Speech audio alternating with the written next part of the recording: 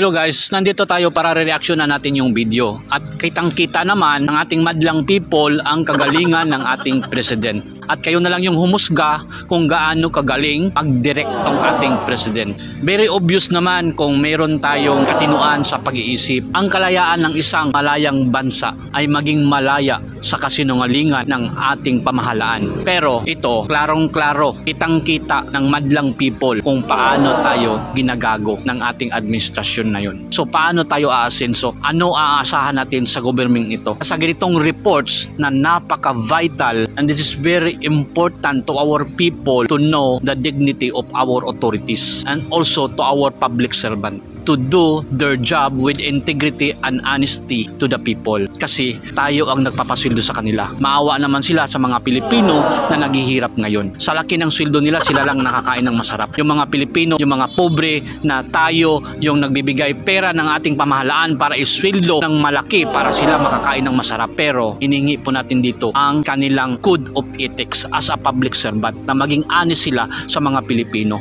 Pero ito, kung wala tayong kakayahan mag-comprehend, wala tayong kakayahan pag-understand sa lahat ng mga sitwasyon, sa mga panloloko, ay tayo hindi makakawala sa kasinungalingan ng ating batas. At ito ang pinakamasaklap na nangyari sa ating country ngayon. So pakinggan natin yung video. Also, he cannot, before you start asking questions, I'll warn you, he cannot talk about operational details.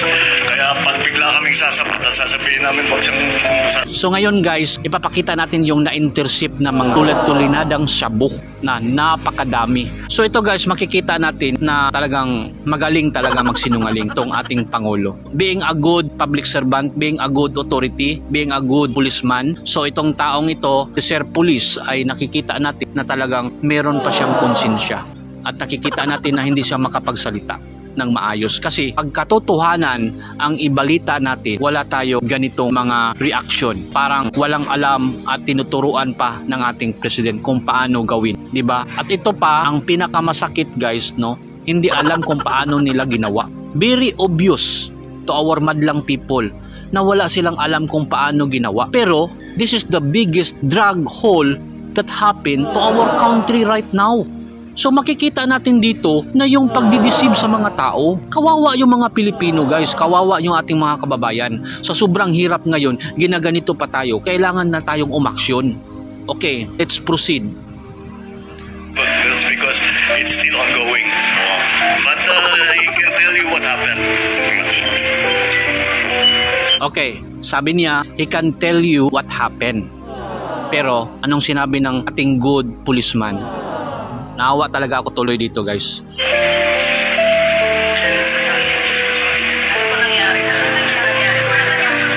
O dito, ano nangyari? Tumatawa na yung mga media guys, no? Dito pa lang guys, no, grabe yung panloloko sa atin. Hindi naman tayo gaanong tanga dito. Siguro pag bobo tayo, hindi naman tayo gaanong tanga. Bobo lang. Pero akilatis natin talaga yung mga scammer, di ba? Hindi naman tayo basta-basta pa-scam dito. Kailangan natin, gamitan natin ang utak para ma-determine, para mag-examine, para hindi tayo ma-scam, no? Lalo na sa ating mga official ngayon na wala na talagang tiwala ang ating mga netizen or ang ating mga kababayan na mga Pilipino sa nangyayari sa Pilipinas ngayon. Okay, let's proceed. Good morning po.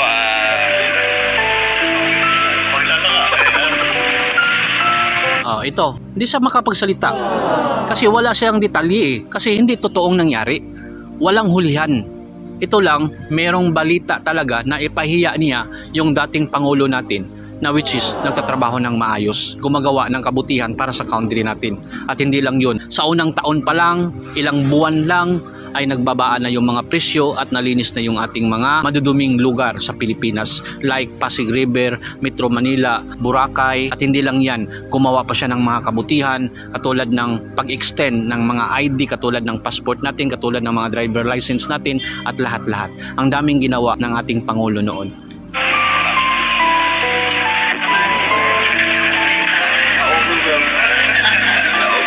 O dito, nagtawanan na lahat ng mga journalist kasi nga wala, sablay, palpak ang script, palpak ang magandang movie. Sana ay maging blockbuster sa Pilipinas. Hindi sablay, palpak. Alam mo sa training linisan mo sa militar at saka sa pulis mo lang O, di ba? Napakagaling magsinungaling talaga itong ating president.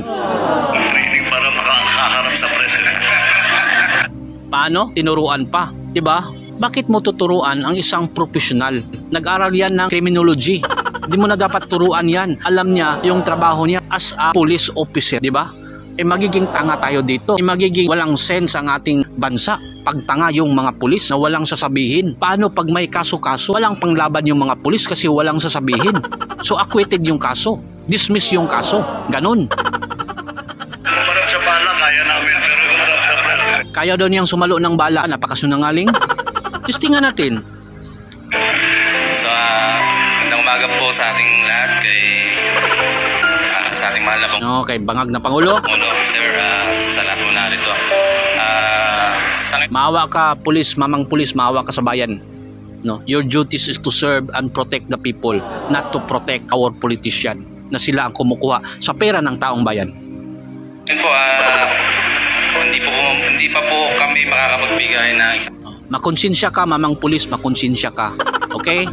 atong detalye ng Hindi sila makapagbigay ng saktong detalye. pangyayari kung paano namin nasapat itong gantong kalaking halaga kasi Nakita ninyo? Paano nasabat?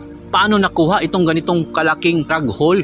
Di ba? Kitang-kita, very clear, obviously, ang kasinungalingan ng ating government ngayon, ng ating mga authorities ngayon. Nakakahiya sa ating mga mamamayan. Nakakahiya sa ating mga matatalinong Pilipino. Pura lang yung mga bangag kasi mga bangag na yun, hindi na yun nakaintindi. Bulag na sila forever.